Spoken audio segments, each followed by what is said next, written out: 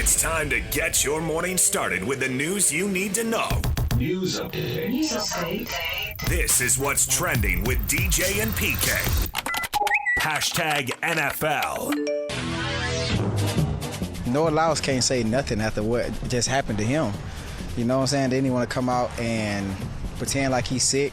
I feel like that's like horseradish. So for him to do that and say that we're not world champions of like our sport, like, come on, bro. Like, just speak on what you know about. You know what I'm saying? And that's track. Would you like to race him when he gets home? I would beat Noah Lyles. You think so? I would beat Noah Lyles. Like by a lot? No, I wouldn't beat him by a lot, but I would beat Noah Lyles. I'd like to see that happen. And guess what? When I beat him, I'm going to put on a COVID mask. Oh, my God. And let him know I mean business. Tyreek Hill. You know what I'm saying? Yeah, I know what you're saying. You think you can beat Noah Lyles. You taking shots at Noah Lyles. Go, what is a world champion? I don't know. This controversy is it's too much for me to take, man. Come on, brothers. We got to get along. Can he beat him? Can Tyreek Hill beat him? That would be interesting. I want to see that race. Because Hill is fast, obviously. He's won 60-meter races against legitimate pro track athletes in the past. 60, but we got to go 100. I know, you got to go to 100, yes. I want to see that race happen. We'll make it happen. We'll see if we can do. We'll see what we can do. Put up some sponsors. Siegfried and Jensen on the line. Make some phone calls. They're big sponsors of sports. They love sports. Speaking of the Jets, get it? Jet, run really fast. The Jets receive a trade request from pass rusher Haason Reddick yesterday. But I think they said, too bad. Quote, GM Joe Douglas, we have informed Haason that we will not trade him, that he's expected to be here with his teammates, and that he will continue to be fined per the CBA if he does not report. Since the trade discussions back in March, we have been clear, direct, and consistent with our position. Our focus will remain on the guys we have here as we prepare for the regular season. Of course, Reddick wants more money and a new contract. That's the way that stuff usually does work. Jamar Gibbs, he's the running back for the Lions. He's got an injured hammy. We'll have to see about his status. He had a fine season last year as the Lions had a breakout campaign.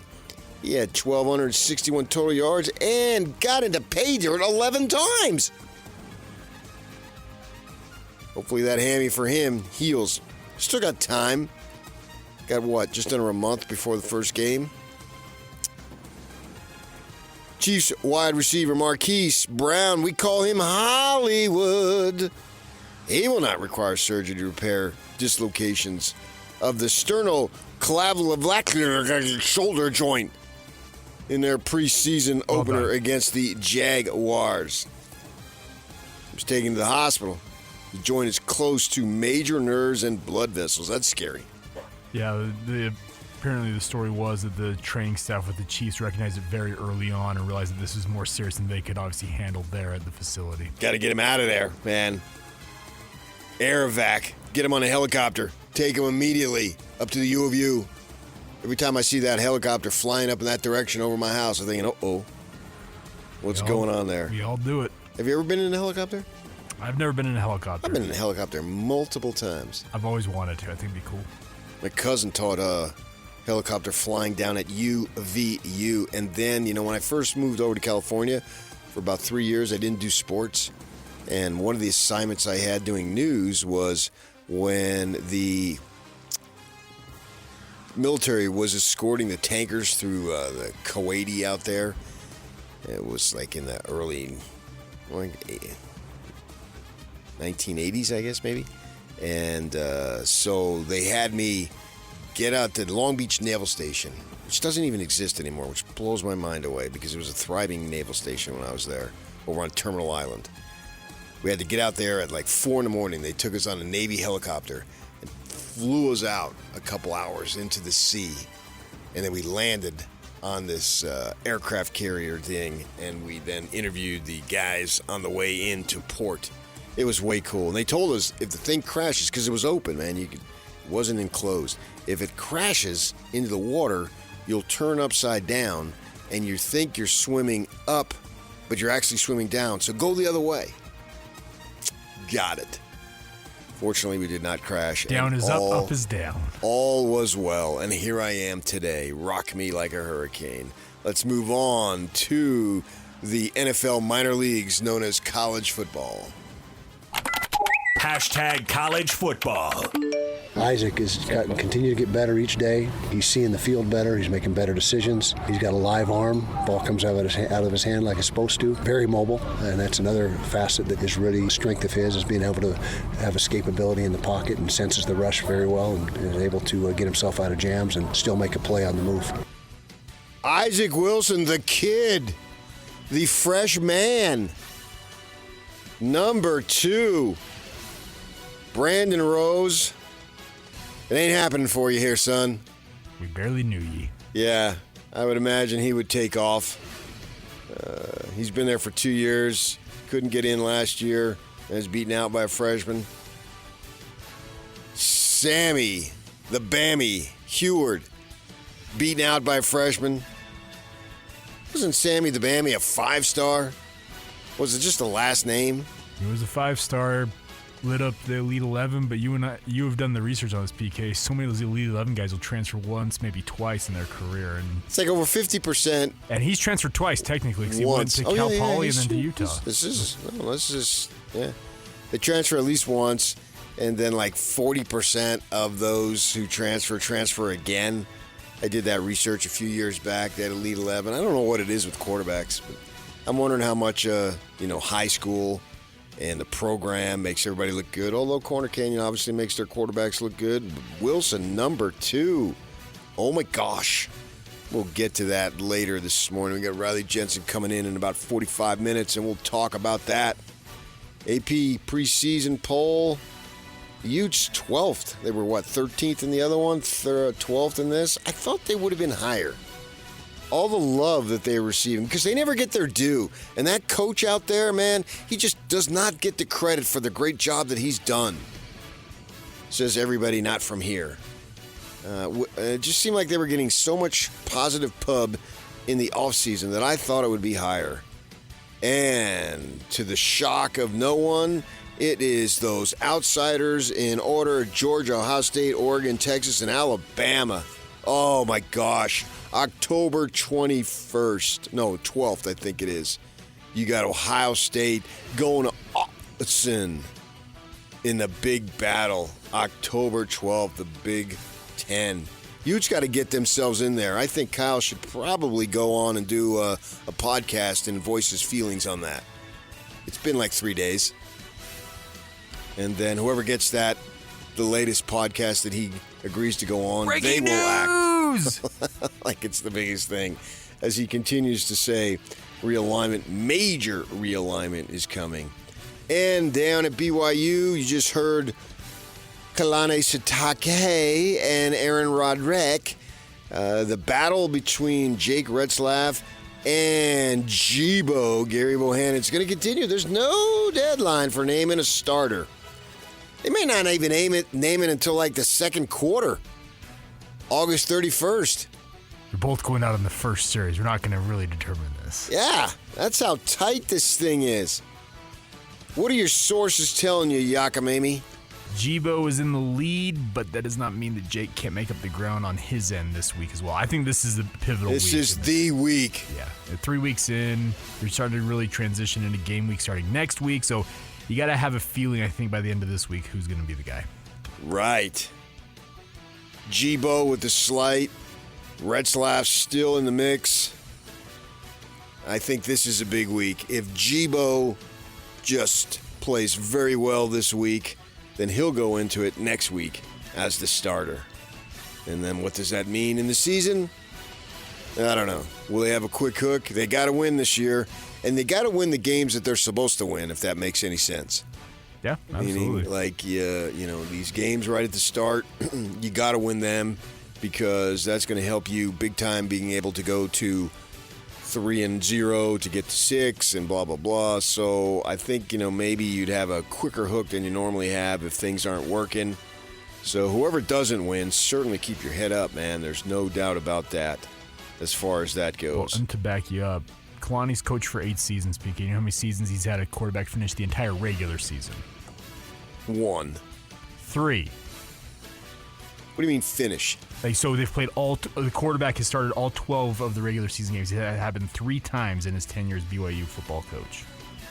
Now, one of those seasons, 2022, remember, that was this game when Jaron Hall was, quote-unquote, high as a kite down there against Notre Dame, and they felt like he was the best option, even though he was clearly not healthy. True. So I would say with that caveat, it's only 2 technically that you've finished the entire season with. Those would be 2016 with Taysom Hill and then 2020 with Zach Wilson. I thought Hill got hurt in 2016. He did. Regular season finale. Yeah, he didn't play the bowl game, but he played all 12 regular season games. Right. That was the historic last, what did they call that bowl game in San Diego? The San Diego County Credit Union Poinsettia Bowl. The Poinsettia Bowl. In the rain against the Wyoming Cowboys. I could Josh say Allen. I was there at the final Poinsettia Bowl. There you go. And then a week later, I went up to San Jose, and the Utes won the Kraft Bowl or whatever that bowl is called. Kraft Fight Hunger Bowl. Is that still around? I don't think that is anymore. Yeah. All of them have moved around so I know often. there were consecutive Wednesdays. I went down the coast and then up the coast. And then the next day, we got word that Lavelle Edwards had passed. I remember sitting in the San Jose airport when I heard that. Okay, let's move on to our Utah Jazz. Hashtag Utah Jazz. The Jazz, what was expected has happened. They signed Drew Eubanks, Kyle Filipowski, Johnny Juzang, and Sivi Malakayaluka. I don't know how to say it. Sivi Mikhailuk. Yeah, we'll see what that means. And then they got Oscar Tshiebwe. Now, he was signed to a two-way contract because Kinsey was waived. Now, Tshiebwe, and he had some success as far as rebounding at the collegiate level at Kentucky. He's an absolute load, 6'9", 260. Yeah. But he's been out for a little bit, so we'll see if maybe he's got a skill there. I mean, he was a fiend for the Wildcats, that's for sure. And we're still about 6-7 weeks away from camp opening up for the Jazz. But they made the move there, and we'll see if they add in his. I think they only got one roster spot available, so maybe their roster is set. Maybe not. We'll see what happens here going forward. All right, let's move on to baseball. Hashtag Major League Baseball. Swinging a line shot. Deep right. Gone! Brooks Baldwin, a 3-run homer. And it's 11-2. 3-0. Swings, hits a high drive, left center field deep. This ball heading back toward the bullpen. It is gone! A 2-run home run. Shohei Ohtani. And the show begins here in Milwaukee. 4-0 Dodgers. Ohtani with his 36th home run. Pennington delivers, and a line drive left center field toward the gap, and it gets down for a hit. The Red Sox walk it off. Bob Refsnyder with a bullet up the gap in left center. Rafaela scores the winning run, and the Red Sox have a 5-4 walk-off victory. The Red Sox, they got that 5-4 walk-off victory. Yeah, good for the Red Sox. Way to go. They beat the Rangers in 10 innings. So funny. I want you to do the entire show with this accent going on. More Red Sox news. Jarren Duran. Now, what did he do? He was in the home run derby? Correct. Yeah, he's suspended a couple games. He had an anti-gay slur at a fan sitting behind home plate. His pay will be withheld and be donated to the PFLAG Foundation. Learn from your mistake and move on. But then I thought he wore a T-shirt that in a post-game interview that was had the F word on it. You can go look it up. I'll look that up. Yeah, I saw that last night. Marlins cleaning house again. First-year GM Peter Bendix firing 2 assistant GMs, 4 field coordinators, and their international scouting director as they begin yet another rebuild. Seems like they've done nothing but rebuild. And how about this one? This is a weird story. Pitcher for Tampa, Ryan Pepiot. He could return to the lineup. He was hospitalized with a knee infection last month that is believed to stem from a spider bite during the All-Star break. That's crazy. And then on to the games. Mookie Betts return. That's why I think the Dodgers will hold on in the NL West despite the Padres and Diamondbacks continuing to win. Both of them won. Betts back. Homers. Kershaw went like 5 1/3, pitched well enough for them to get the win. I think they have enough talent. Arizona, how about that? They're in the 8th inning. They got 2 outs. One guy gets a single. Carroll gets a single. Newman gets a single. You got first and third. They send Newman to run to second. A wild pitch scores Carroll to tie the game. Newman on that same pitch since he was running was able to get to third. And then a couple pitches later, another wild pitch. And Newman scores the winning run. Crazy way to win the ball game. The Padres, they continue to win. Jackson Merrill, he had a web gem. He's probably most likely your rookie of the year as he has been outstanding. Tatis has been out a while, but with Jackson Merrill doing his thing, they really haven't missed it. And the Braves, what's Snell's first name? Blake Snell. Blake. What's I thinking? Trevor. Trevor Snell? No, I don't know. Oh, yeah. Blake Snell. He had a no-hitter last game, and then he had a no-hitter into the 7th inning this one. And a couple of hits, I think, and they took him out. Anyway, the Braves won 1-0. Travis d'Arnaud had a sac fly in the 10th inning. And the White Sox, the lowly White Sox, Grady Sizemore, he's won and he's got his first win. They clubbed the Yankees 12-2. That's baseball. You never know what's going to happen. The Bees, they open a road series in Sacramento tonight against the Rivercats. First pitch is set for 7:45, and coverage with our guy, Tony Parks, will begin at 7:30 right here on The Zone. Now, let's go to DJ's sport, the one he loves with all of his heart. Hashtag NHL. NHL. Yeah, the hockey club. They broke ground on the new headquarters down there at the Southtown. What do they call it? The shops at Southtown? The shops at Southtown, yep. The team headquarters and the practice facility. And they were going to be doing their thing. They said they're going to get that all done in a year? They're going to be open by the start of the 2025-2026 season. The current location of where Macy's used to be on the very south end. Yeah, sure. That's going to be renovated, obviously, but they're going to be add almost like a secondary building onto that into the parking lot that faces 106 South. They'll have 2 full-size ice sheets out there, a team store, all their offices. Think of it as being the Utah Hockey Club headquarters. Right. It just seems that, man, it's very ambitious. I mean, I know nothing about construction. Well, they're also talking about building a pedestrian bridge over I-15. It's in the next relatively near future to connect the track station there. It's ambitious. You're right. Yeah, a lot of stuff they got cooking. Good for them. We'll see how that plays out at the south end of our Salt Lake Valley. What is Trending is brought to you by Shamrock Plumbing. There's no job too big or too small. Get the personal touch with Shamrock Plumbing. DJ is on assignment down at Black Desert today, and then I'll be on assignment tomorrow at Black Desert. Everybody's on assignment around here at Black Desert. Where's my assignment? I don't know. Well, if you want to jump in my car. Lloyd, I'm going south. See ya. I'll be leaving this afternoon. Black Desert. That's our title sponsor, too. Utah's premier golf resort. We're 2 months away from the PGA tournament that they're going to have at Black Desert. Excited about that. Okay, Jake Scott will be coming in. Riley Jensen joining us. And then we've got a thing that we played. Want to replay it for you. Vince Scully, a book on Vince Scully. You got a lot of Dodger fans around here. And a lot of Vince Scully fans because he did more than the Dodgers. He's known for Dodger baseball. And the author of that book will be joining us at 9:05. I think the Snig Dog wants to check in coming up. Stay with us. We'll get to that next right here on 97.5, the KSL Sports Zone.